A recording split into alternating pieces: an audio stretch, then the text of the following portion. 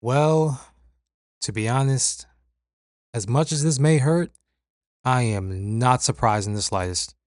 Ladies and gentlemen, welcome back to the Sports from the Chair channel. I am your host, Corey. Not gonna lie, this is not the type of video I expected to make for the first video of 2026, but here we are.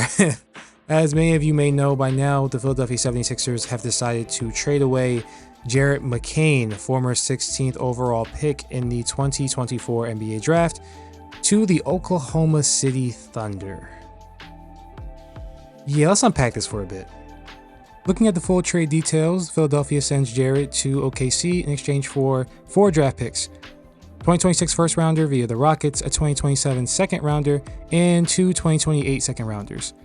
Pretty much we are gaining a lot of assets for the draft moving forward, which, to be honest, can be looked at as a good or a bad thing, depending on who you are. Listening to Daryl Morey's comments via his presser after the trade deadline, he stated that the intention for the McCain trade was to use the picks we acquired along with the Clippers picks from the James Harden trade a few years back to try and get a suitable replacement that could help the team win now. But for many fans, we see this as simply another year of Josh Harris trying to duck the tax yet again. Now, for all the pushback I give Morey regularly, I will say I do believe him at least to an extent when he says that they tried to get another player back either in the McCain trade or by making another move, as there were conflicting reports saying that the Sixers were trying to get OKC 4-year man Ousmane Dieng along with the picks, but he eventually ended up being moved twice soon after. Looking back at the draft pick situation, the one thing that intrigues me the most is the 2026 first round pick that we received. Granted, the pick originally belonged to the Rockets, and unless you've been living under a rock, you know the Rockets are having a really good year so far and seem poised to make a decent playoff run. So obviously, that pick will most likely fall somewhere in the 20s on draft night, with Tankathon currently projecting the pick to fall to 23. So no, we're not going to be in the running to nab AJ DeBonsa or one of the top prospects. But considering we were originally heading into the 2026 draft with no picks at all, I'm glad we were able to walk away with something to use to potentially add to the team's future around Maxey and VJ.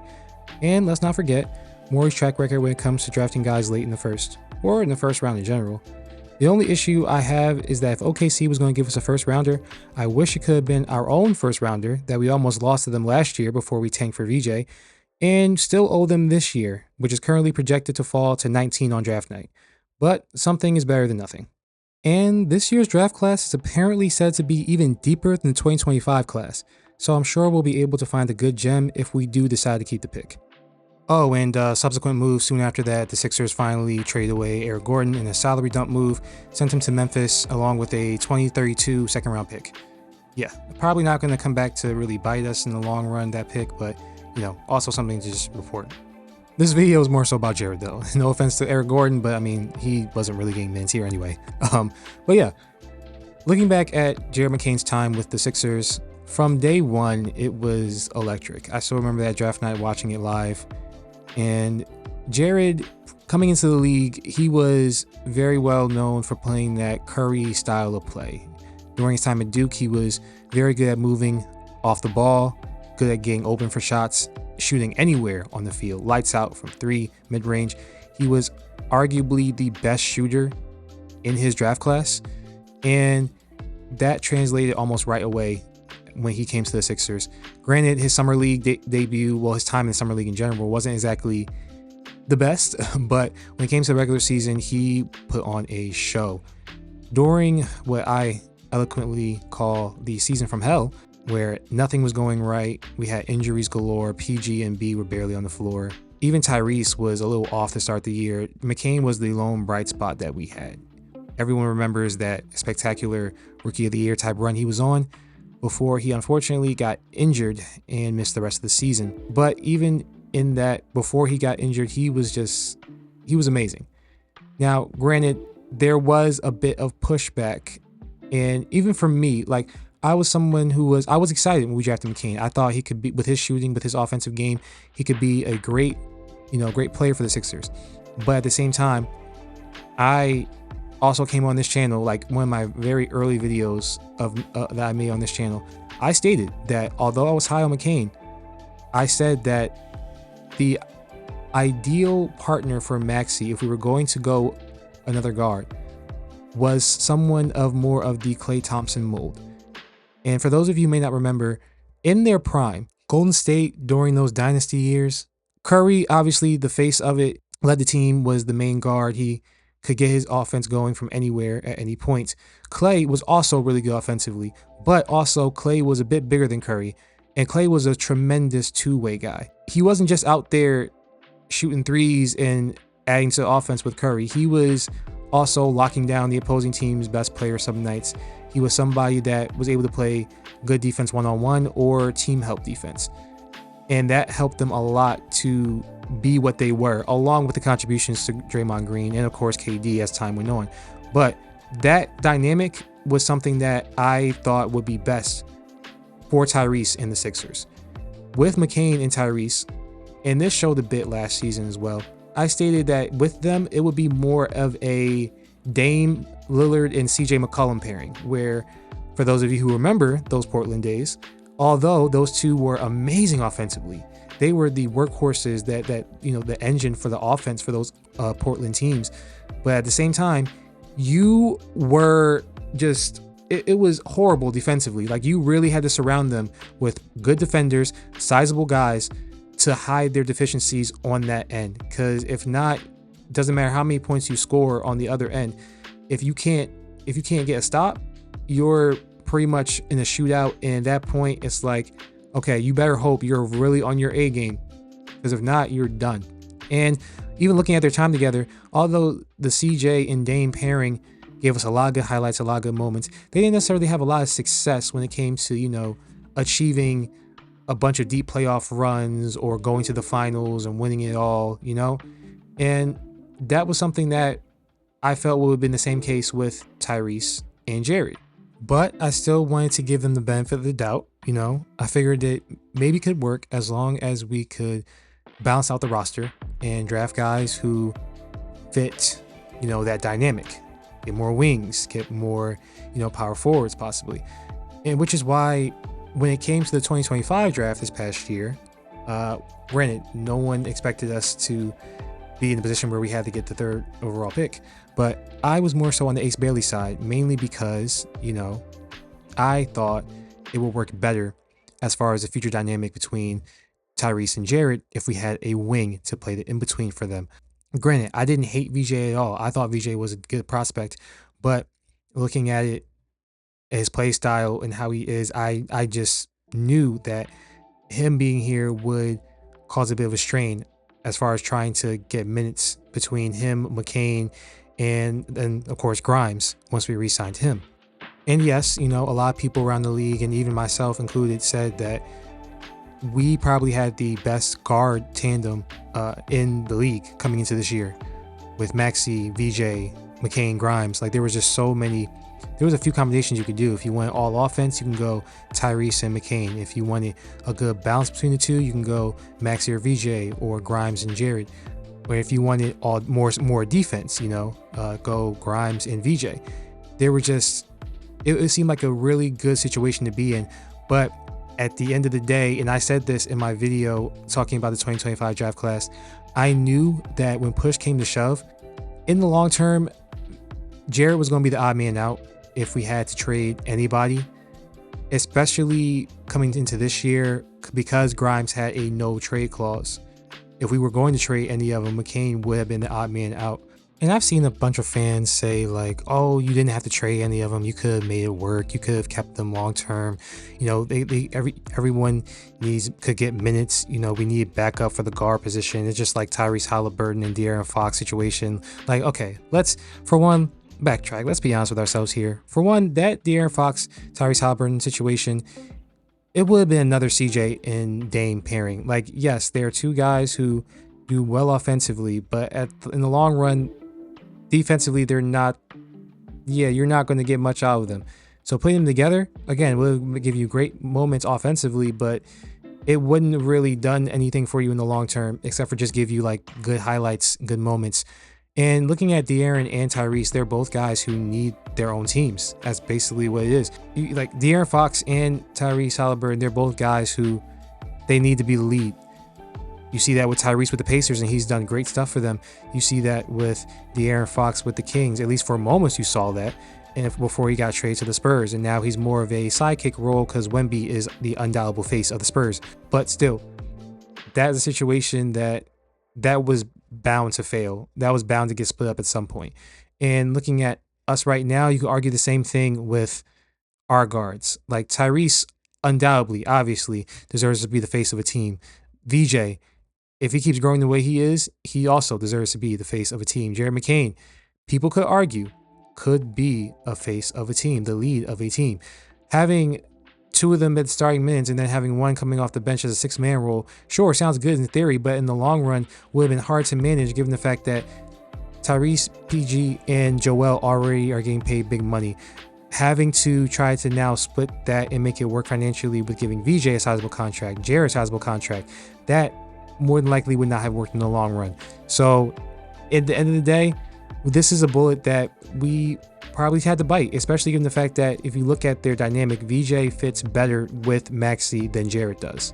Looking at VJ and Jared as prospects and their potential, yes, they both are guys who have fairly high ceilings, I do believe. VJ, you can argue with what he's able to do and his size, bit of a higher ceiling than Jared. His defensive prowess right now and his offensive ability, even though it's not the same as Jared's, it's still fairly impressive. And the way he just takes over games in the clutch, when he grows into what he could become, he could be low-key on a level similar to Oladipo, similar to D-Wade, similar to Anthony Edwards. Like, Jared's ceiling, yes, is fairly high, but at the same time, right now, it's clear that the safer bet is VJ, in my opinion.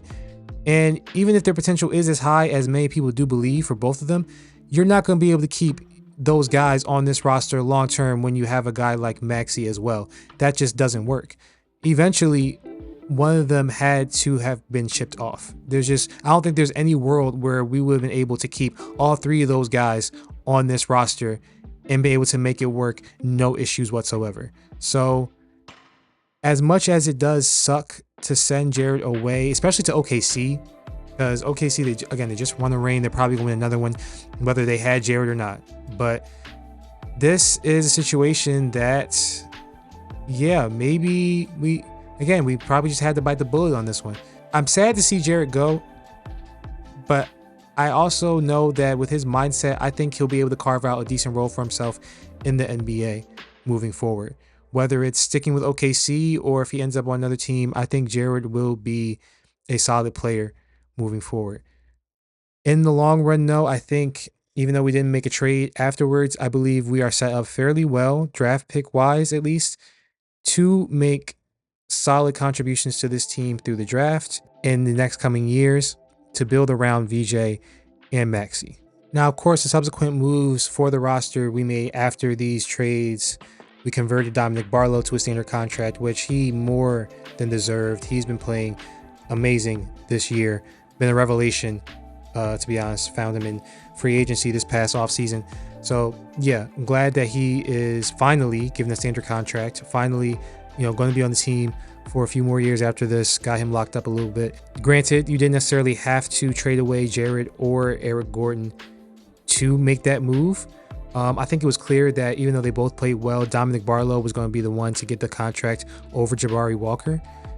So unless they do want to give both of them a contract, because Jabari is done with his two-way games available, so we'll see. But Dominic Barlow definitely deserved this opportunity, and I'm glad that we're going to have him for a few more years down the road. Yeah, again, you didn't necessarily have to trade either of them away, but at the same time, I do believe Daryl in the sense that I think they did try to make another move, or they wanted to make another move, because this team, although this team necessarily, it was rough, not rough. It was hard to really gauge this team because although we had some good wins, we had some good showings, and we were getting good chemistry, you could tell this team wasn't necessarily fully there. Like, we just, with all the pieces we had, it was like, okay, we're not necessarily on that upper echelon in the Eastern Conference right now. And so it was kind of hard to see, like, okay, if playoffs do come, how will we really shake out? And meanwhile, you have other guys like the Knicks, you have the Celtics making decent to sizable moves to upgrade their rosters, or at least fortify the margins a bit. And that could, pay dividends for them in the long run. But at the same time, we also, I don't know, it's hard to gauge with us.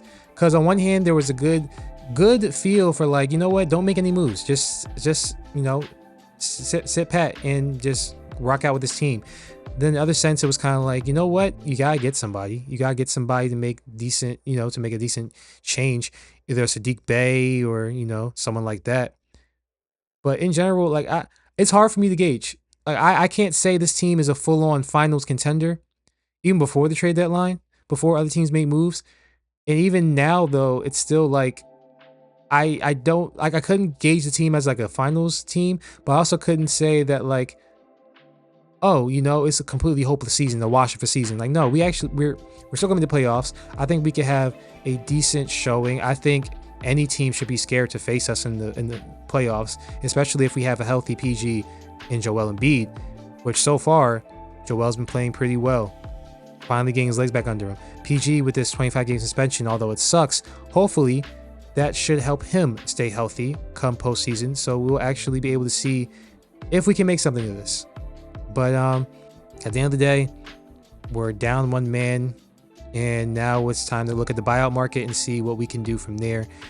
And however this season pans out, come draft night, we have a pick that we can either use to trade for somebody or use to actually add a suitable player for this foundation that we have with VJ and Maxey. So, and I'm already scouting. There's already a few, like one or two guys that I'm already looking at in that range that I think could actually fit fairly well with this team. So, but that's for months down the line now.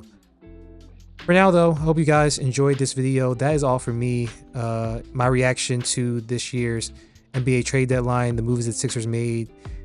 It's going to be interesting to see how this season ends up. I'm not going to have high expectations either way. Whatever happens, happens. I will just say this team, it wouldn't surprise me either way, no matter how the season ends up. I'll just say that. But yeah, it sucks to see Jarrett go. It's unfortunate. But wishing him the best. Thank you for the great moments. And I know he's going to do great in OKC. And more than likely, possibly win the ring this year if they can repeat. So, yeah. Thank you guys for watching. If you made it this far, I appreciate you guys so much. I am really glad to be back, honestly. You know, I'm going to try to be more consistent making these videos, especially with everything going on with the Sixers right now and with the Eagles as well. Because even though we're not in the playoffs anymore, it's, you know, there's a lot of stuff, a lot of moves, a lot of news coming out with us, and it's insane. So yeah, I hope you guys enjoyed. I hope you guys are all doing well with so much stuff going on in this world right now. It's insane, but praying for all of you guys, wishing you the best. Love you all. And yeah, see you guys next video.